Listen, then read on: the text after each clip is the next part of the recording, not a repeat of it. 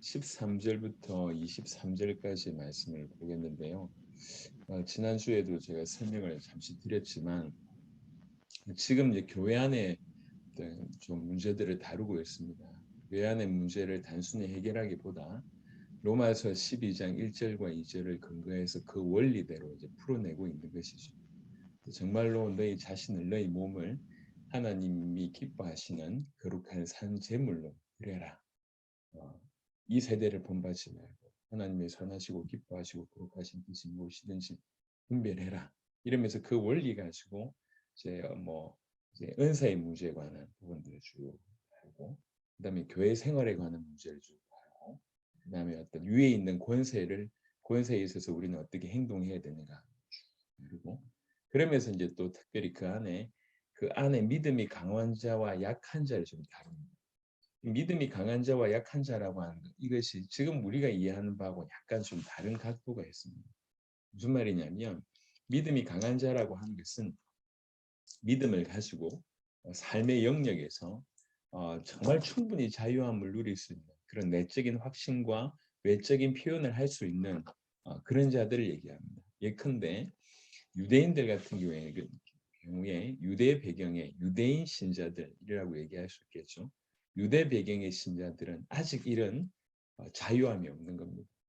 이제 하나님의 말씀도 알고 그다음에 예수님을 그리스도로 믿고 들어오긴 했는데 여전히 본인 인생 전체 그리고 가족들부터 시작해서 적어도 수백 년 이상 내려왔던 그 율법을 지키는 어떤 문화였습니다.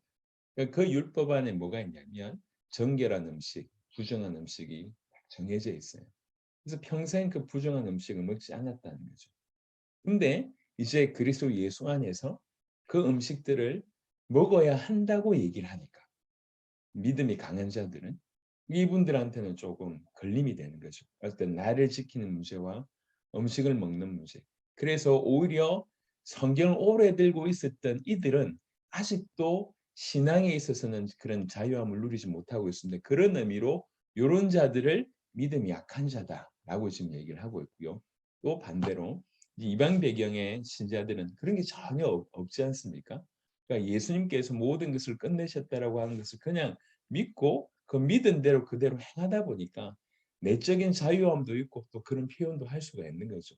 그래서 오히려 이 이방 배경의 신자들이 오히려 믿음이 강한 자가 됐습니다. 역전이 된 거죠. 이 안에 어떤 갈등들이 계속 존재하고 있었다고 이제 얘기합니다. 그 부분을 계속 풀어내고 있는 것이죠. 13절부터도 그 부분의 연장선입니다. 그런즉 우리가 다시는 서로 비판하지 말고 도리어 부딪힐 것이나 거칠 것을 형제 앞에 두지 아니하도록 주의하라. 이제 그런즉 우리는 서로 비판하지 마라라고 얘기하는데, 여기서 이제 부딪힐 것이라고 얘기할 때는 사람의 발에 걸려 넘어지게 할 수 있는 어떤 것, 이렇게 정의할 수 있고요. 거칠 것은 어떤 사람을 함정에 빠뜨리기 위해 마련된 장애물 또는 덫, 이렇게 얘기하는 겁니다. 이게 지금 어떤 거냐면 이제 믿음이 강한 자가 볼 때에 답답하잖아요. 믿음이 약한 자들. 여전히 그리스도께서 모든 것을 끝내셨고 율법의 완성이신데도 불구하고 여전히 먹지를 못하고 어떤 날에 매여 있는 것들을 볼 때 기가 막히지 않습니까? 그래서 이 사람들을 끄집어내야 되겠다. 이 사람 끄집어내야 되겠다라고 얘기하면서 좋은 의도인데 이들로 하여금 강하게 푸시해서 야, 고기 먹어도 돼 이렇게 얘기해가지고 이렇게 얘기할 때 이 사람들은 이 믿음이 약한 사람들은 자기가 생각할 때는 아닌 것 같은데 계속 먹으라고 하니까 눈치를 보면서 이제 먹게 되는. 그럼 또 먹으면 맛있다고 하면 될 건데 이게 계속 걸림이 되는 거예요. 결국 이것은 그 믿음이 약한 자로 하여금 더 고민하게 하고 더 힘들게 하고 더 심지어 영적인 어떤 나락의 결과의 어떤 형국으로 가게 된다는 거죠. 좋은 의도지만 이런 일이 벌어지는 거예요. 그러니까 그런 의미로 네 형제들에게 부딪힐 것이나 그칠 것을 형제 앞에 두지 마라. 서로 비판하지 마라. 지금 이렇게 얘기하고 있습니다. 우리가 지금 14장을 보고 있지 않습니까? 13장의 8절에 보면 남을 사랑하는 자는 율법을 다 이루었느니라 이렇게 되어 있고요. 그다음에 13장 10절에 사랑은 이웃에게 악을 행하지 아니하나니 그러므로 사랑은 율법의 완성이니라라고 먼저 이런 말씀들을 선포를 한 상황입니다. 그래서 정말 동료 그리스도인들을 사랑하는 것은 우리가 가진 어떤 견해들보다 중요하다고 하는 것을 다시 한번 인식시키고 있는 것입니다. 우리 견해가 옳을 수 있습니다. 하지만 형제를 사랑해야 함을 잊고 있다고 하면 그 올바른 견해가 오히려 그 형제로 하여금 심각한 고통의 원인이 될 수 있다는 거죠. 그래서 그런 의미로 형제에게 부딪힐 것, 거칠 것을 둔다고 하는 것은 요 배경 가운데 써져 있는 그런 표현입니다. 14절에 내가 주 예수 안에서 알고 확신하노니 무엇이든지 스스로 속된 것이 없으되 다만 속되게 여기는 그 사람에게는 속되니라라고 얘기합니다. 내가 주 예수 안에서 알고 확신한다. 그러니까 이제 사도 바울이 예수 안에서 그리스도로 말미암아 모든 율법이 완성되었다고 하는 사실을 정확하게 지금 사도 바울은 알고 있습니다. 그리고 그 부분에 무엇보다도 확신을 가지고 있습니다. 그러니까 복음 안에서 참 확신을 가지고 있는데 복음 안에서 가지고 있는 그 참 확신의 권위가 바로 부활하신 그리스도의 권위에 힘입어서 그런 확신을 가지고 있다. 그러면서 뭐라고 얘기하고 있냐면 무엇이든지 스스로 속된 것이 없으되 여기 스스로라고 하는 단어는 좀 쉽게 표현하자면 그 자체로 아니면 본질적으로 그러니까 어떤 음식물도 그 자체로는 속된 것이다. 불결한 것이 없다고 하는 것입니다. 이는 예수님께서 마가복음 7장 15절 23절에 사람에게 들어가는 것이 들어온 게 없고 나오는 것이 더럽다. 이렇게 말씀하신 걸 기억하시지 않습니까? 그것의 원리나 아니면 창조의 어떤 그 기사 때 일어났던 그 원리하고 사실은 똑같은 결을 같이 하는 부분이라고 얘기할 수 있고 무엇보다도 그리스도의 속죄 사역이 완성되었기 때문에 구약 율법의 의식적인 부분에 관한 상황을 아예 근본적으로 바꿨기 때문에 스스로 속된 것은 없다고 얘기합니다. 구약의 의식이라고 하는 것이 사실은 그리스도를 지칭하는 거잖아요. 그리스도를 가리키는 거지 않습니까? 그리스도를 가리키기 위해서 구약의 의식이 사실은 주어졌습니다. 한편 이 구약의 율법을 가리키는 그 그리스도께서 이 땅에 오셔서 영원하신 속죄의 제물이 되어서 그 거룩한 사역을 완성하셨습니다. 그렇기 때문에 이제는 더 이상 구약의 율법 의식에서 불결한 것과 정결한 것을 규정하는 것이 문자적으로는 그렇게 규정하는 그 문자적인 부분에는 전혀 매일 필요가 없는 그런 상황이 벌어졌다고 볼 수가 있습니다. 이제 이런 배경이기 때문에 그 음식 자체 어떤 것이든지 그 음식 자체는 속된 것이 없습니다. 그래서 이 진리를 파악해서 그것을 깨닫는 신자에게는 사실 모든 것이 가합니다. 이게 이제 좀 그 이 강한 요 표현으로 얘기하자면 강한 자인 거죠. 그래서 이제 그런 사람들에게는 뭐 예를 들면 구약 성경에서 얘기했던 그 율법이 부정하다고 선언한 그런 음식도 더 이상 이 사람에게는 부정하지 않는 겁니다. 이미 그 진리를 파악했기 때문에. 그런데 아직 이 복음 안에서 이런 참된 이렇게 이런 진리를 발견하지 못해서 아직도 그것을 이해하지 못하고 여전히 내적 자유를 얻지 못한 그런 자들에게 있어서는 이 의식법에 대한 문자적인 순종을 소홀히 하는 것이 그들에게는 잘못으로 여겨지는 거죠. 그래서 물질 자체는 전혀 속된 것이 전혀 없는데 믿음이 없는 자에게는 그것이 주관적으로 여전히 불결하다는 거죠. 객관적인 얘기가 아니고 주관적으로 여전히 불결하다 이렇게 얘기하고 있습니다. 믿음의 분량의 어떤 차이라고 볼 수가 있습니다. 그래서 지금 사도 바울이 힘주어서 얘기합니다. 스스로 속된 건 하나도 없다. 하지만 속되게 여기는 사람, 그러니까 아직도 여전히 구약의 율법에 사로잡혀 있는 그 속되게 여기는 그 사람에게는 그 물질이 그 만물이 속되다. 이 속되다고 얘기할 때는 어떤 의미입니까? 주관적인 의미로 속되다 이렇게 얘기를 하는 겁니다. 그래서 이 부분은 사실 이렇게 엄밀하게 지금 사도 바울이 아주 절묘하게 양쪽의 입장을 얘기하는 거예요. 믿음이 강한 자의 입장을 얘기하면서 그렇지 만물이 스스로 속된 거 하나도 없어라고 인정해주고 또 한편으로 이쪽도 얘기를 합니다. 니네들도 이해돼.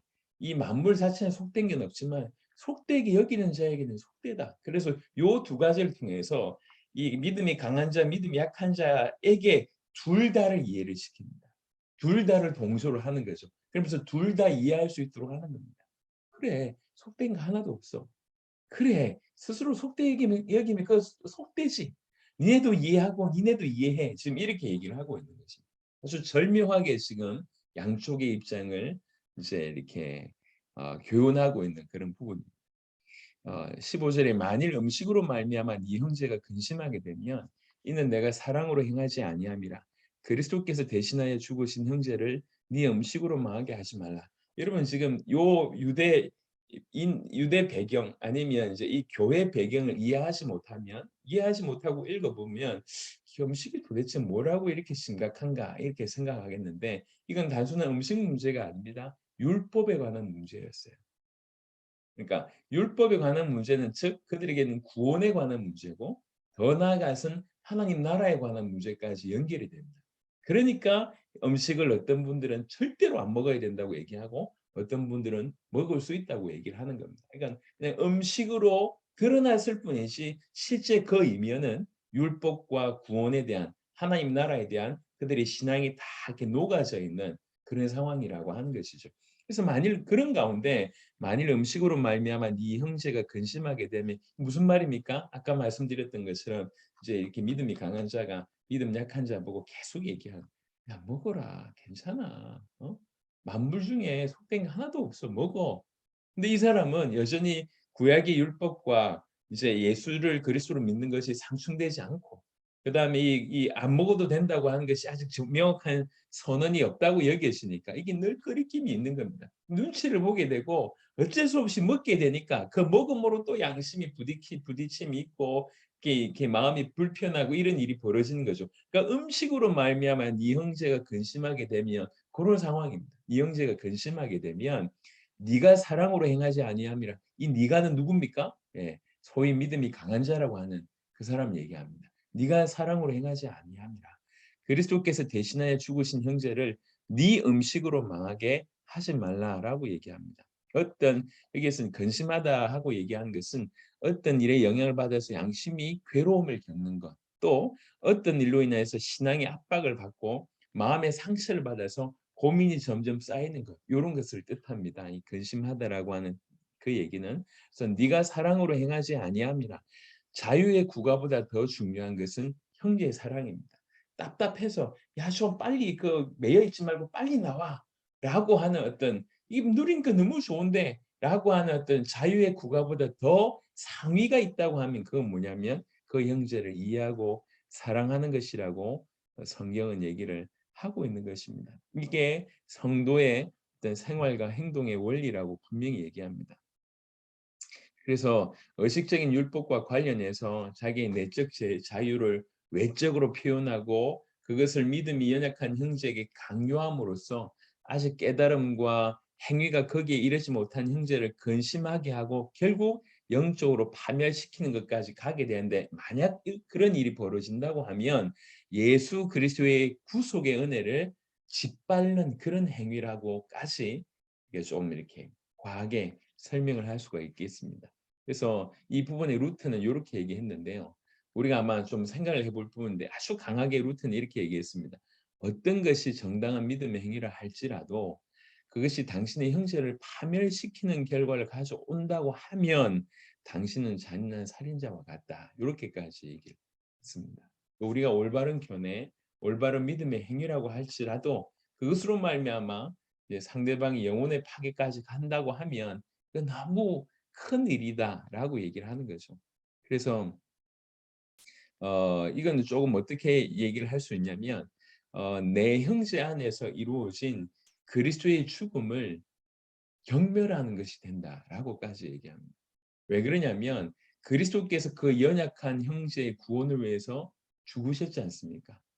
그러니까 그 연약한 형제를 위해서 그분이 죽으셨는데 나는 그것을 오히려 그 형제의 신앙을 아니면 영혼의 파괴를 내가 일삼게 된다고 하면 그냥 이 연약한 형제가 아니라 그 연약한 형제를 위해서 대신 죽으신 그 그리스도의 죽음까지 짓밟게 되는 그런 일이 벌어진다는 거죠. 그래서 온갖 종류의 잔인성을 능가하는 그런 죄가 된다 이렇게 볼 수가 있습니다. 이게 참 우리가 생각해 볼 부분이 좀 많이 있습니다. 우리가 악의를 가지고 악한 뜻을 가지고 사람들을 이렇게 공격하거나 어려움을 끼치는 것도 참 문제이지만 어떤 면 오늘 요 부분은 그게 아니잖아요. 좋은 뜻이지 않습니까? 아직도 매여 있는 걸 볼 때 답답하잖아요. 그래서 빨리 좀 자유함을 얻었으면 좋겠다고 하는 어떤 면에서는 선한 의도로 이 사람이 "야 빨리 먹어 봐. 먹어도 안 죽어. 먹어도 뭐 전혀 문제 없어."라고 얘기하는데 오히려 그래서 이 사람을 나는 도와줬다고 생각하는데 오히려 이 사람은 그것 때문에 마음의 심각한 고통이나 아니면 어떤 영혼의 심각한 파멸까지 갔다고 하면 이건 생각보다 큰일일 수 있다는 거죠. 우리가 그 연약한 형제 한 명을 실족시킨 것이 아니라 그 연약한 형제를 위해서 죽으신 그 그리스도의 죽음까지 짓밟는 그런 행위다라고 얘기를 하는 겁니다. 그래서 어떻게 보면 우리가 교회 밖에서 영혼들을 돕는 것도 굉장히 중요한 거지만 교회 안에서 어떤 생각을 가지고 어떤 행동을 하고 어떻게 섬기는지는 우리가 지금까지 이해한 것보다 사실은 굉장히 큰 문제라고 하는 것입니다.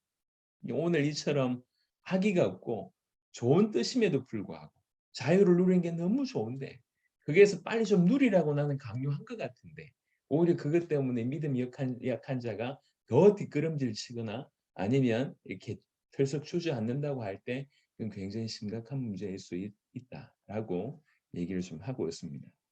그러므로 너희의 선한 것이 비방을 받지 않게 하라. 너희의 선한 것이라고 얘기할 때 이 선한 것은 뭐 표면적으로 얘기할 때는 신앙의 자유라고 얘기할 수 있고요.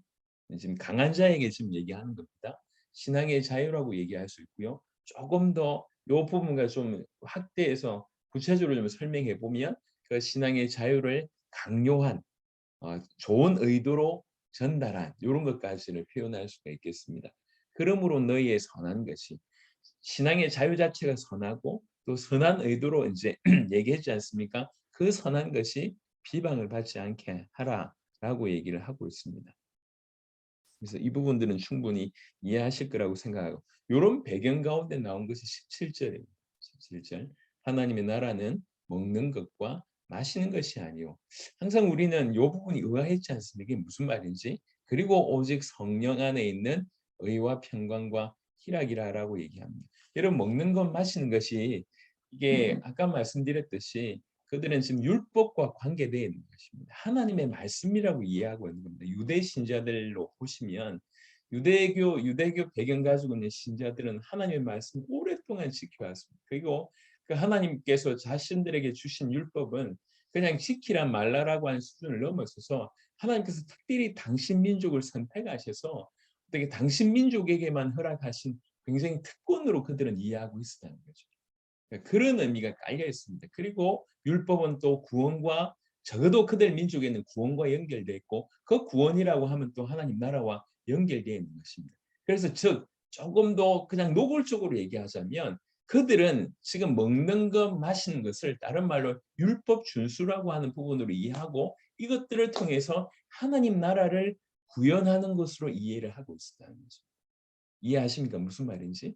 그러니까 이것이 그냥 먹는 거 마시는 이 정도의 문제가 아니라 이건 율법을 지키는 문제고 구원의 문제고 하나님 나라의 문제입니다. 그러니까 하나님 나라를 이 땅에서 실현시키고 하나님 나라를 구현하는 것을 그들 나름대로 이런 율법의 어떤 지킴으로 즉 먹는 것과 마심으로 그걸 드러냈다는 것. 그거를 그렇게 표현하고 구현한다고 생각을 하고 있었다는 것입니다.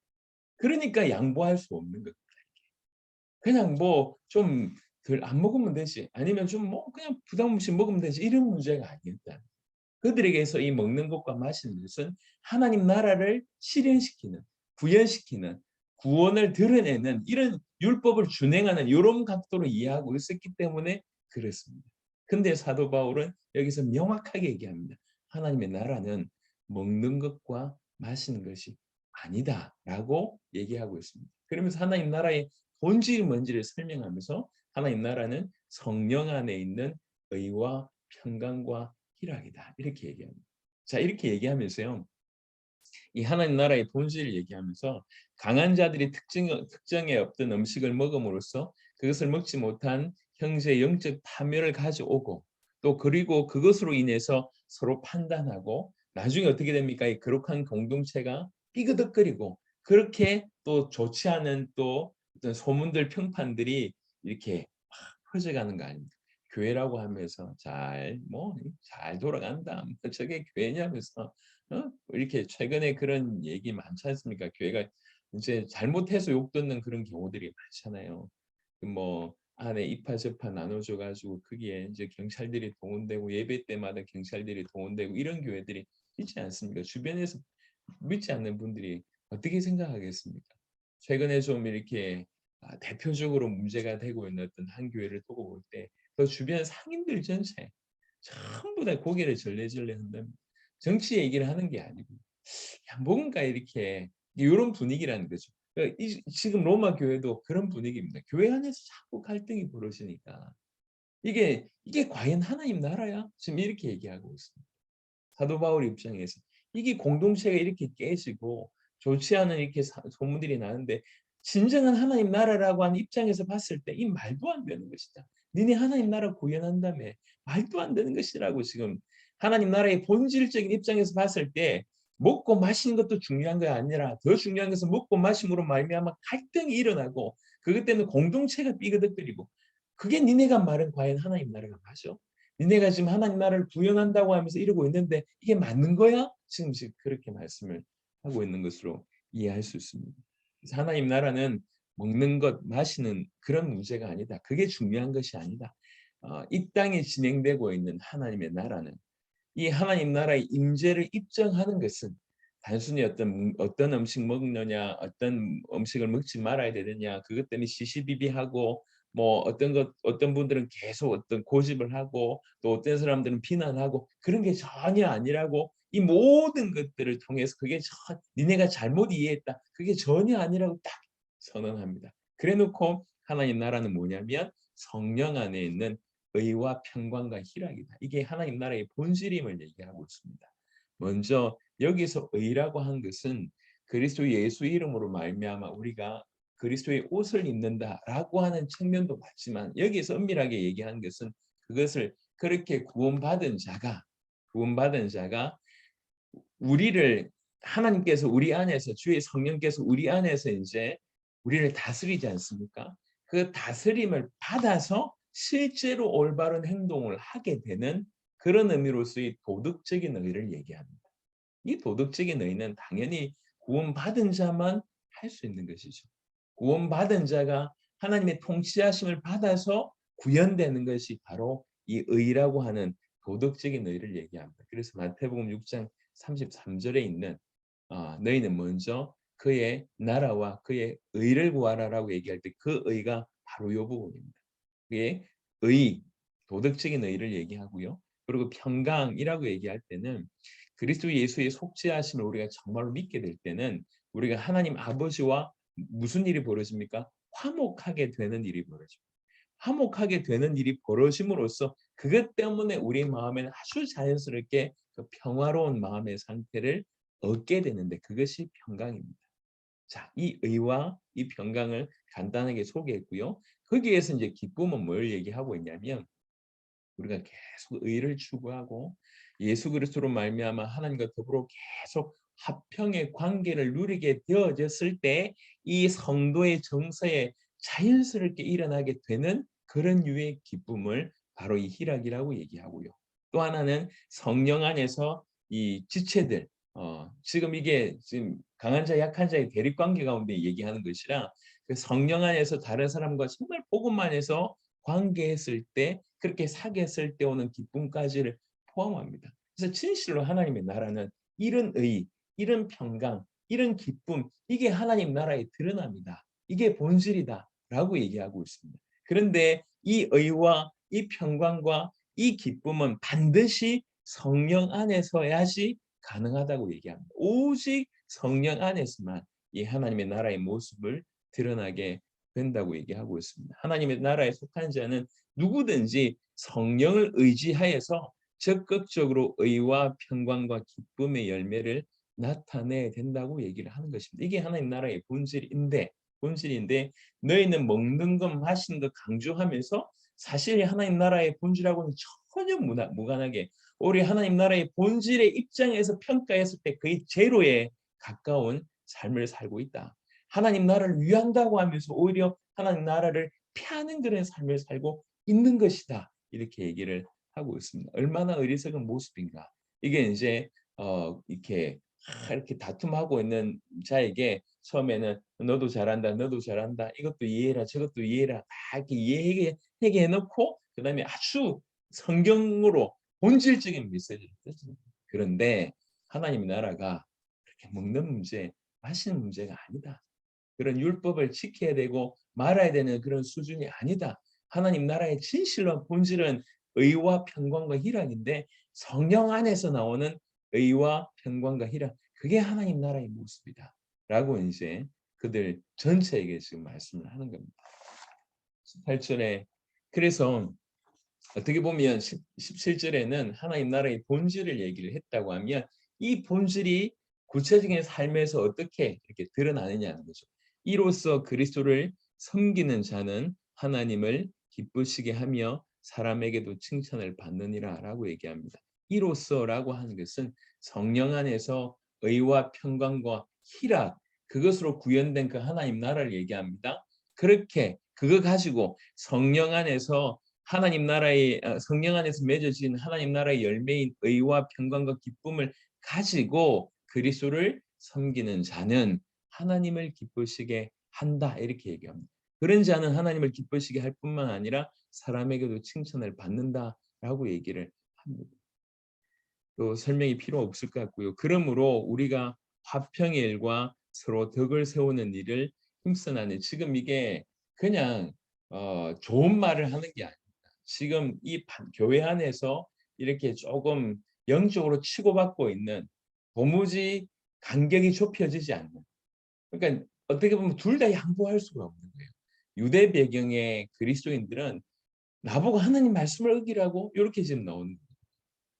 우리 가정과 지금까지 아니 구약 하나님이 주셨잖아. 근데 왜 예수 믿는 거 좋은데 하나님 말씀 나보고 어기라고 해. 먹지 말라고 하는 거 안 먹는 게 내 마음이 편한데 왜 자꾸 먹으라고 하느냐. 난 그걸 먹는 게 자유라고 여기지지 않고 하나님 말씀 어긴다고 난 여겨진다. 난 못하겠다. 이런 입장이고요. 이제 이방 배경의 그리스도인들을 볼 땐 기가 막힌 거죠. 이미 모든 것을 끝냈다고 하지 않았냐.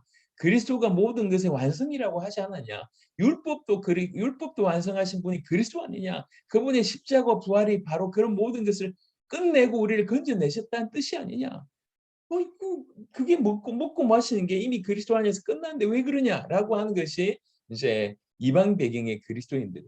이게 절대로 그냥 말 몇 마디 해가지고 할 수 있는 어떤 그런 입장이 못 됩니다. 아주 치열한 것이죠. 단 한 치도 양보할 수 없는 그런 치열한 갈등 가운데 있는 그런 상황이라 이제 점점 갈등의 골은 더 깊어지고, 사도 바울이 충분히 양쪽을 설명하면서 이들에게 복음적인 입장에서 진실로 우리가 복음을 받았다면 어떻게 해야 되는지를 쭉 풀어내고 있는 것입니다.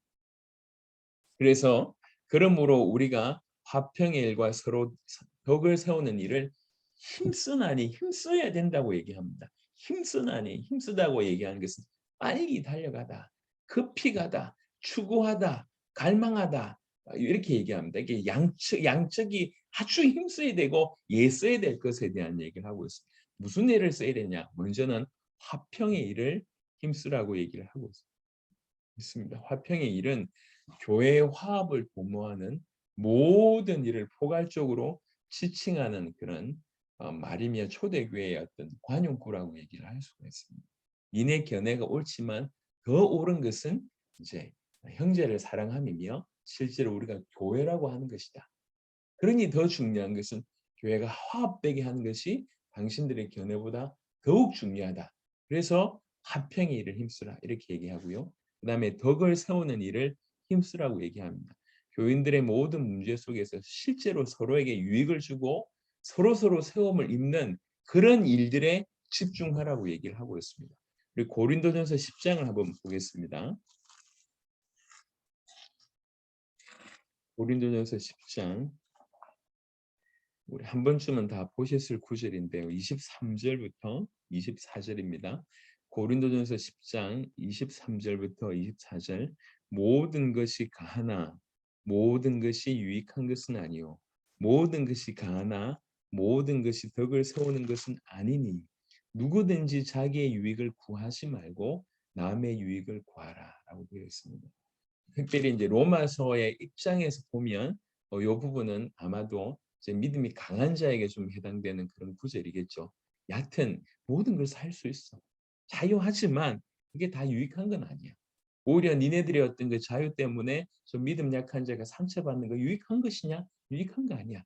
모든 것이 가하나 모든 것이 유익한 것이 아니고 모든 것이 가하나 모든 것이 덕을 세우는 것이 아니니 오히려 상처를 주는 것인데 그렇지 않냐? 그러면서 하시는 말씀이 누구든지 자기의 유익을 구하지 말고 남의 유익을 그래 이게 덕을 쌓아라, 덕을 세워라. 지금 이런 부분으로 똑같은 어떤 결을 같이 하는 부분이기 때문에 고린도전서 10장 23절 24절 말씀드렸습니다. 이 원리에 준하여서 교회 안에서 화평, 즉 덕을 도모하라고 하는 그런 강력한 촉구라고 볼 수가 있습니다. 음식으로 말미암아 하나님의 사업을 무너지게 하지 마라. 거의 결론구에 가까이 가고 있습니다. 음식이 뭐가 그리 중요한데 하나님의 사업을 무너뜨리냐? 여기서 이제 비본질적인 음식 문제로 본질적인 하나님의 사업을 파괴하지 말 것을 얘기하고 있는데요. 그래서 하나님의 사업이라고 하는 것은 여러 가지 의미가 함축되어 있습니다. 예를 들면 하나님이 세우신 교회, 세우고 계신 교회, 그리고 구원 사역 전체, 특별히 그리스도께서 대신하여 죽으신 이 연약한 형제, 즉 이제 막 하나님께서 이 사람을 세우기 시작한 그 사람 속에서 뭔가 일으키시는 그런 구원 사역, 요걸 의미합니다. 이런 하나님의 사업을 무너지게 하지 마라라고 얘기해요. 지금 하나님께서 믿음이 약한 자를 막 세우시고 있는 그 놀라운 사업을 행하고 있는데 니네가 음식 문제 때문에 바로 이 일을 무너지게 한다고 하면 얼마나 큰일이냐. 그런 큰 실수 하지 말라고 얘기합니다. 그래서 다시 만물이 다 깨끗하되 만물이 다 깨끗하되 지금 강한 자에게 얘기합니다. 만물이 다 깨끗하되 할 때 한 가지 좀 짚고 넘어가야 될 것은 이것은 피조 세계의 자원을 뜻합니다. 여기서 포함시키지 말아야 될 건 뭐냐면 인간의 생각이나 욕구나 행위 같은 것은 여기에 포함될 수 없습니다. 왜 그러냐면 이거는 철저하게 죄성으로 잡혀 있다는 걸 우리가 인정하기 때문에 알고 있기 때문에 여기서 만물이 깨끗하다고 얘기하는 것은 피조 세계의 자원을 얘기합니다. 만물이 다 깨끗하다. 그래서 음식 다 깨끗해 하지만 끓이김으로 먹는 사람에게는 악한 것이다. 두쪽 다 지금 얘기를 동시에 아까 말씀드렸듯이 또 하고 있습니다. 음식물 자체는 그릇된 것이 없는데 음식물을 먹는 습관이나 아니면 마음의 자세가 어떤 사람을 실족하게 하는 결과를 가져온다면 그것은 어떤 것을 먹을지라도 나쁘다는 것이다. 악한 자가 양심의 가책을 받으면서도 강한 그리스도인들의 압력을 받아 반신반의하는 마음으로 고기들을 먹는 행위 이런 게 그런 것입니다. 여러분 이제 술 담배 문제를 약간 좀 논하겠습니다. 예. 제 얘기를 좀 잘 들으세요. 술 담배 문제를 여러분 술 때문에 담배 때문에 실족하는 사람들이 많습니다. 연약한 사람들이 믿음이 나름대로 강한 사람들 보고 문도 마시네. 일이 되면 나도 따라 마셔야지라고 얘기할 때 이 사람들은 믿음이 약한 강한 사람이 아닙니다. 근데 저 사람이 마시니까 나도 마시지라고 얘기하면서 마시면서 점점 신앙하고 멀어지는 그런 경우들이 있어요. 담배 또한 마찬가지입니다. 담배 또한. 그런데 오늘 이 구절로 얘기해 보면 술과 담배 자체는 그냥 물질이에요. 이거 자체는 악하지 않습니다. 이것 자체는 문제가 될 리 없습니다. 이것 자체는 깨끗합니다. 그래서 실제로 우리나라의 그 다른 나라 분들과 좀 비교할 때 우리나라만은 유독 추초 문제를 아주 강력하게 우리나라 기독교가 처음 들어왔을 때부터 굉장히 강력하게 제재했습니다. 왜 그러냐? 그렇게 본격적으로 퍼마시고 많이 피웠던 민족이 우리 민족이고 그 엄청난 그 어떤 특별히 뭐 초 문제도 그렇지만 술 문제 때문에 가정이 깨지고 뭐 예전에 이제 우리 알듯이 뭐 이렇게 다 이런 표현이 좀 뭐 민망한 표현이긴 하지만 그래도 이제 상통되는 표현이니까 첩질 이런 것들이 다 일반적인 문화였지 않습니까? 다 어디서 나옵니까? 다 술 문제에서 나오고. 그러니까 이제 선교사들이 우리나라 볼 때에 이 나라가 기가 막힌 거예요. 여기는 특별히 술 문제 끊어야 되겠다. 이렇게 얘기해서 아주 강하게 주초 문제를 끊었고 사실은 우리나라가 이렇게 강력한 성령의 대역사를 일으켰던 어떤 그 부분들 중에도 타협하지 않고 이런 부분들을 했기 때문에 일어났던 부분이라고 얘기할 수 있습니다. 하지만 조금 자세하게 보면 이제 불과 1-200년 전만 하더라도요. 우린 전 세계 대각성 운동을 일으켰던 분들이 있잖아요. 대각성 운동을 일으켰던 분들도 추초를 하셨습니다. 자료를 보면. 예. 지금 마실 수 있겠네 이런 생각을 또 하시는 분이 계실 것 같은데 조심하세요. 지금 그 얘기를 하는 게 아닙니다. 아주 제가 명확하게 지금 정리를 해 드리려고 하는 겁니다.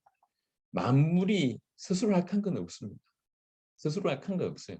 근데 끄리끼는 자에게는 그건 악한 것이 되는 것이고 믿음의 어떤 자유함이 없는데 오히려 어떤 그것 때문에 걸려 넘어지는 경우들이 많습니다. 그래서 이제 우리의 어떤 뭐 추초 문제 때문에 한 명이라도 영혼의 어떤 상처를 받게 하는 일들이 벌어진다면 그거는 너무너무 큰 대가를 우리가 치룰 수도 있는 부분이기 때문에 그래서 이걸 우리가 좀 잘 생각해야 되겠다는 생각이 들고 또 한편으로는 왜 이 얘기를 하냐면 추초 문제 하는 것 때문에 우리가 정죄하는 부분들도 우리가 빨리 좀 정리될 필요가 있다는 거죠. 그게 뭔데 그 한 영혼을 이렇게 쉽게 쟤는 술 마시니까 뭐 수준이 저거밖에 안 돼. 담배 피니까 저거밖에 안 돼라고 하는 것은 어불성설입니다. 예. 오히려 그런 분들이 복음화해서 계속 성장할 수 있어요. 그러니까 명확한 시선을 가지고 있어야 된다는 거죠. 다시 얘기합니다. 만물이 다 깨끗하되 끓이김으로 먹는 사람에게는 악한 것이다. 만물이 깨끗하되 이것 자체는 깨끗합니다. 하지만 속되게 여기는 사람에게는 그것이 속되다고 아까 얘기를 합니다.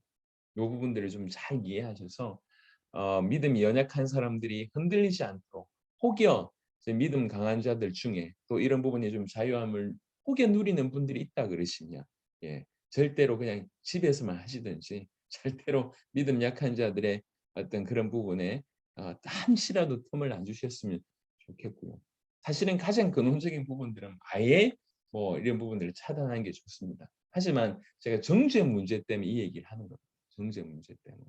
왜 그러냐면 제가 오랫동안에 교회 장로님들 중에도 뭐 이렇게 영업을 하시는 분들이라든지 어쩔 수 없이 그 일을 뭐 마시는 그 입장에 있는 분들이 있을 수 있지 않습니까? 내가 신앙으로 "이거 안 마시겠습니다."라고 할 수 없는 입장에 있는 분들이 계시지 않습니까? 계속 믿음으로 도전해야 되겠지만 뭘 보게 되면 자꾸 자책감을 느껴요. '장로가 계속 술 마신다.' 이런 것 때문에 자책감을 느끼는 거예요. 대놓고 품앗이라는 얘기는 아니지만 그건 자책의 문제가 아니라 하나님께 은혜를 구해야 될 문제고 하나님께서 길을 열어 달라고 해야 될 그런 문제인 것 같습니다. 또 하나는 믿음 약한 자들 아니면 이제 막 교회 안으로 들어온 사람들이 술 담배하는 문제를 보고 대놓고 뭐 지적질하고 뭐 이렇게 사탄의 자녀라는 둥, 뭐 마귀가 씌었다는 둥 지금 그 문제가 아니거든요. 그런 부분에 우리가 정확한 눈을 가지고 있어야 될 필요성이 있어서 말씀을 드리는 겁니다. 예. 가장 이상적인 것은 이런 부분에 전혀 주촌 문제 깔끔하게 우리가 정리하는 것이 제일 좋지만 그럼에도 불구하고 자유함이 있는 자들 또 이렇게 여전히 이렇게 문제 가운데 있는 부분들 우리가 정확한 눈이 좀 필요하니까 요걸 기준해서 그 눈을 가지고 있어야 된다는 겁니다. 만물은 깨끗하되 속되게 여기는 자는 속되다. 끄리낌으로 하는 일은 이제 악하다. 21절에 고기도 먹지 아니하고 포도주도 마시지 아니하고 무엇이든지 네 형제로 끓이키게 하는 일을 아니함이 아름다우니라. 평생 이래야 됩니까? 그렇진 않고요. 그냥 잠시 그 형제가 괜히 우리 때문에 시달리지 않을 정도로 그런 부분들을 얘기를 합니다. 고기도 먹지 않고 포도주도 마시지 않는다는 얘기는 또 한편으로는 자기를 지키는 그런 절제하는 어떤 부분에서는 이렇게 요런 형태가 많이 나왔습니다. 예컨대 우리가 다니엘을 보지 않습니까? 다니엘서의 어떤 다니엘만 보더라도 자기를 지키는 모습으로서 이렇게 포도주도 마시지 아니하고 고기도 먹지 아니하는 이런 부분들로 자기를 이제 절제하는 그런 부분들을 보입니다. 그래서 어, 예, 시간이 많이 지났네요. 22절에 너에게 있는 믿음을 하나님 앞에서 스스로 가지고 있으라. 자기가 옳다는 바로 자기를 정죄하지 않은 자는 복이 있도다. 이게 무슨 말이냐면 특별히 여기에서 너라고 하는 것은 믿음이 강한 자를 얘기하는 겁니다. 그래서 너에게 있는 믿음을 하나님 앞에서 스스로 가지고 있으라. 자신의 신앙의 어떤 그런 확신과 자유를 즐기기 위해서 외적으로 표현하지 말고 그냥 하나님 앞에서 스스로만 하고 있으라는 거죠. 내적 삶 안에서만 그냥 은밀한 일로서 자신의 내적 삶 안에서만 즐겨라. 얼마든지 자유할 수 있지만 하나님 앞에서만 그렇게 해라는 거죠. 왜 그러냐면 내 자유가 외적으로 표현되므로 그 표현된 어떤 자유가 오히려 믿음 약한 자를 끄리끼게 한다고 하면 예, 내 자유를 추구하는 기쁨보다는 이 사람을 죽이는 결과를 만들게 되니까 하지 마라. 그냥 하나님 앞에서 스스로 그런 믿음의 자유 가지고 있어요. 얼마든지 자유할 수 있지만 영혼 때문에 주변 사람들 때문에 이웃들 때문에 그들을 살리기 위해서 그 자유함을 스스로 가지고 있습니다. 그래서 자기가 옳다는 바로 자기를 정죄하지 아니하는 자는 복이 있도다. 이 말은 참 많이 오해되어 있는 말입니다. 그래서 뭐 내가 옳으면 되지라고 하는 어떤 그래서 이제 그거는 어떤 확신의 차원보다는 왜골수록 옳지 않은데 이것만이 전부라고 얘기하시는 분들이 있습니다. 복음보다는 특별히 최근에는 어떤 정치적인 성향을 볼 때 이렇게 뭐 누구누구 뭐 이것만이 전부다. 얼마 전에 그 트럼프가 대통령 됐을 때 세대주의에 따르던 분들이 그 트럼프를 뭐 성경에 뭐 인용해가지고 막 얘기하지 않습니까? 이게 성경이 아닌데 그렇게 해석해가지고 그게 전부 다 이렇게 따르는 그런 경우들이 많습니다. 내가 옳으면 되지 뭐라고 하는 그 얘기를 하는 게 아닙니다. 이 구절은 무슨 말이냐면 자신의 신앙 행위를 면밀하게 검토하고 자신의 신앙뿐만 아니라 신앙의 행위를 그러니까 내 신앙과 내 신앙의 행위가 주변 사람들에게 악영향을 끼치냐 이 정도까지 면밀하게 검토해서 내 신앙의 양심에 내 신앙과 내 신앙의 행위가 그렇게 주변 사람들에게 악영향을 끼치지 않고 선악 영향을 끼치고 있구나라고 하는 그래서 자기 그런 부분에 확신을 가지고 행동을 계속하고 전혀 갈등이 없는 그런 상태를 소유한 사람, 그 사람이 하나님 앞에 복이 있다고 얘기해요. 이해되십니까? 지금 무슨 말씀인지 이 배경하에 그냥 뭐 전혀 뭐 남들은 어찌하든지 간에 뭐 상관없어? 내가 옳으면 되지. 요 얘기를 하는 게 아니에요. 하나님 앞에서 자신의 신앙뿐만 아니라 신앙의 행위가 하나님 앞에서 영광이 되고 교회에도 도움이 되고 믿음이 연약한 자들에게도 힘이 되는 내 신앙뿐만 아니라 신앙 행위가 그렇다고 하고 이게 옳구나. 내 양심에도 가책이 없고 스스로도 하나님 앞에 인정이 된다. 이런 사람들은 하나님 앞에 참 행복한 자다. 이렇게 얘기를 합니다. 자기가 옳다는 바로 자기를 정죄하지 않는 자, 복이 있도다 얘기합니다. 의심하고 먹는 자는 정죄에 되었나니 이는 믿음을 따라하지 아니하였기 때문이라. 믿음을 따라하지 아니한 것은 다 죄니라. 의심하고 먹는 자는 정죄되었다라고 얘기하는데 이는 이제 약한 그리스도인들에게 주는 교훈인데요.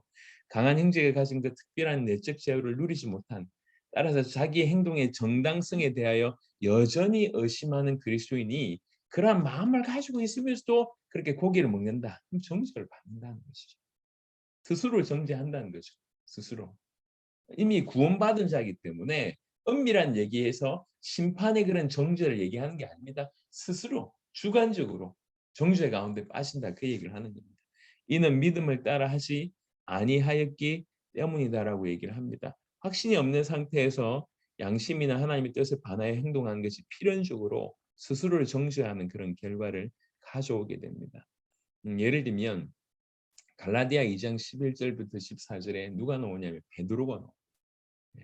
베드로가 이제 이렇게 이방인들하고 이제 먹다가 이제 이렇게 유대인들이 막 온다는 걸 얘기 듣고 허겁지겁 일어나서 도망치지 않습니까? 나중에 그걸 가지고 바울이 혹독하게 이제 야단을 쳤다고 하는 것이 보여주지 않습니까? 이게 베드로가 지금 이게 마음이 끓이김이 있는 거예요. 내가 지금 이방인들하고 내가 먹어야 돼? 아직 복음이 깊이 있게 정리가 안 돼 있고 그런 자유가 없는 상태인 거죠. 그러니까 이 유대인들이 온다고 얘기하니까 뭐 후딱 이렇게 뛰어나간 요런 모습은 본인뿐만 아니라 주변 모든 사람들에게 유익을 끼치지 못한 모습입니다. 그런 베드로와 같은 모습을 얘기를 하고 있습니다.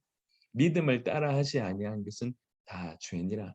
그래서 믿음이라고 한 것은 어떤 그 말씀의 원리에서 깨달은 어떤 그 마음의 확신, 아까 얘기했던 걸로 얘기하시면 좀 믿음이 강한 자라고 얘기를 할 수가 있습니다. 여기서 죄라고 얘기한 것은 뭐 보통 보편적인 의미의 어떤 일반적인 의미의 어떤 그런 죄라고 하는 것보다 개개인의 어떤 제약된 행위들 이렇게 볼 수가 있습니다. 본인을 정죄하는 어떤 이런 부분들로 볼 수가 있습니다.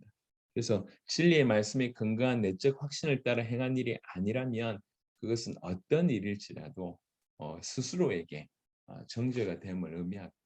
이것은 어떤 심판의 차원은 아닌 것이죠. 이미 구원받은 자에게 지금 얘기를 하고 있지 않습니까?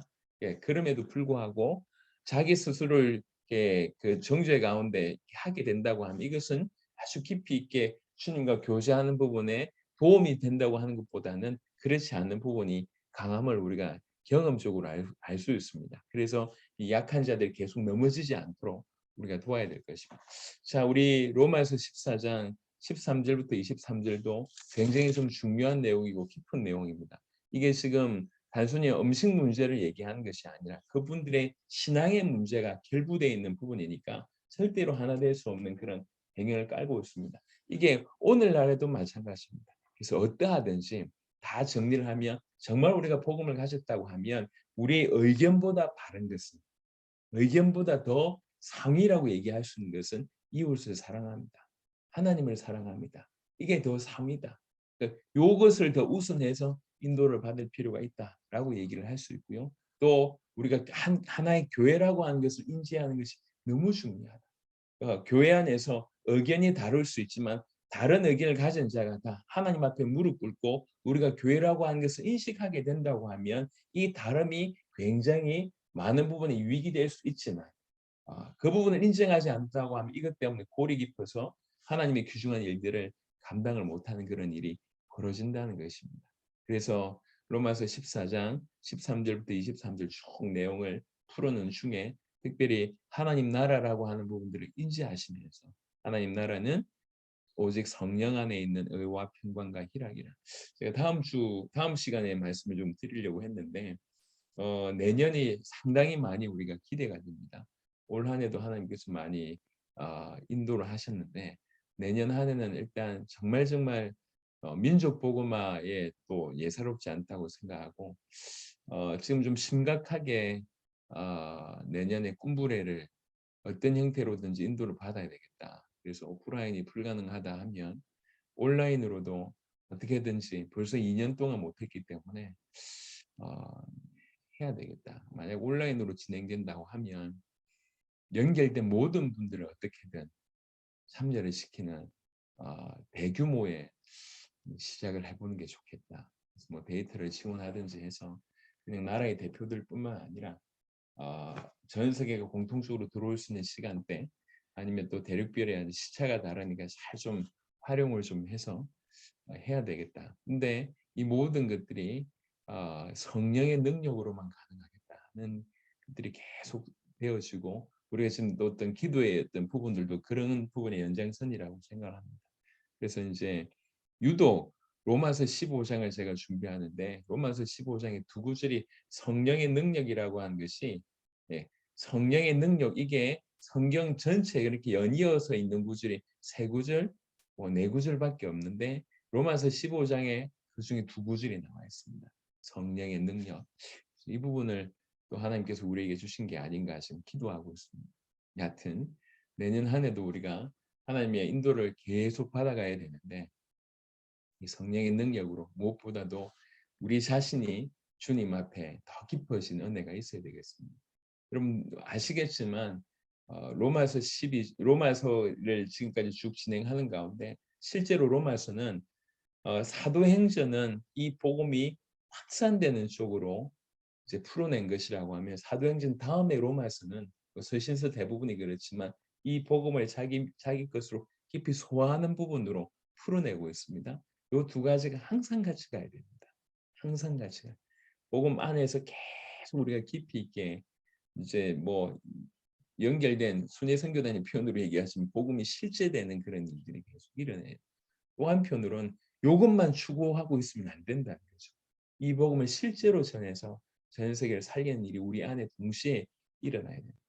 그래서 계속 어떻게든 이 주님의 거룩한 군대로 쓰임 받기 위해서 주님 말씀을 계속 우리 것으로 소화하는 그런 은혜가 있었으면 좋겠고, 로마서 14장이 그냥 단순한 이론이나 정보를 넘어서서 우리가 교회 안에서 또 우리 이웃을, 우리 형제를, 또 공동체를 바라보면서 어떤 자세와 준비로 가야 되는지에 대한 귀중한 답이라고 생각하고, 수많은 의견이나 아니면 소견이나 본인의 견해들을 다 뛰어넘어서 교회를 세우고 하나님 나라를 추구하는 우리 모두가 되었으면 좋겠습니다. 이런 부분을 가지고 같이 한번 기도하면 좋겠습니다.